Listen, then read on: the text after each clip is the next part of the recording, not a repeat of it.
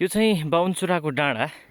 यहाँ माथि थानापति महादेव को मन्दिर छ। हामी यो सिडी हुँदै माथि थानापति महादेव मन्दिरको दर्शनको लागि उकालो चढिरहेछौँ।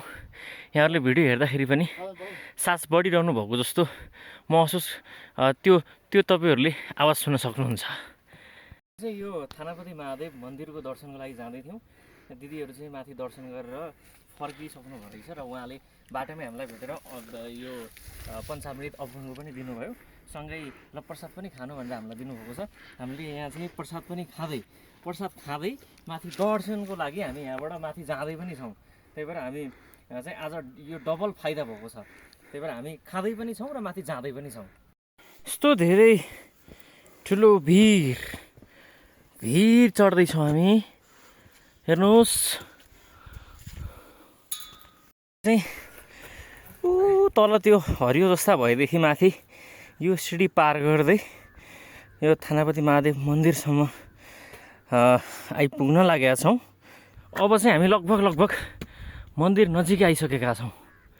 यहीँ माथि छ मन्दिर, नजिकै आइसक्यौँ हामी। ठ्याक्कै यो थानापति महादेव मन्दिरको यो प्राङ्गण अर्थात् मन्दिरमै ठ्याक्कै प्रवेश गरिसकेका छौँ। यो उकालो सिडी हुँदै हामी यहाँ प्रवेश गऱ्यौँ। यो एकदमै ठाडो उकालो हुँदै एकदमै यहाँ यस्तो राम्रोसँग व्यवस्थित सिडीहरू निर्माण गरिएको छ। यहाँ यो सिडी हुँदै हामी ठ्याक्कै मन्दिरमा आइसकेका छौँ। थानापति मन्दिर हामी यहाँहरूलाई देखाइरहेका छौँ।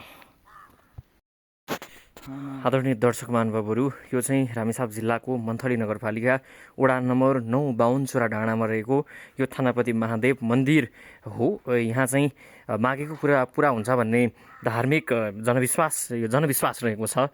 विशेष गरी बहिरा महादेवको रूपमा पनि चिनिन्छ यो मन्दिरलाई। यहाँ चाहिँ पूजाआजा गरिसकेपछि अथवा आफूले वर माग्नु पर्दाखेरि बहिरा महादेव भएको कारणले गर्दाखेरि सानो स्वरले मनमनै होइन, यहाँ चाहिँ चिच्याएर वर माग्नुपर्छ र चिच्याएर मागेको वर चाहिँ पुरा हुन्छ भन्ने खालको एउटा धार्मिक विश्वास रहेको छ।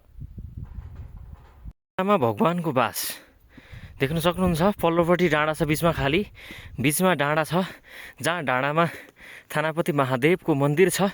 यतापट्टि फेरि खाली छ भने यतापट्टि पुरै ठुलो डाँडाहरू रहेको छ।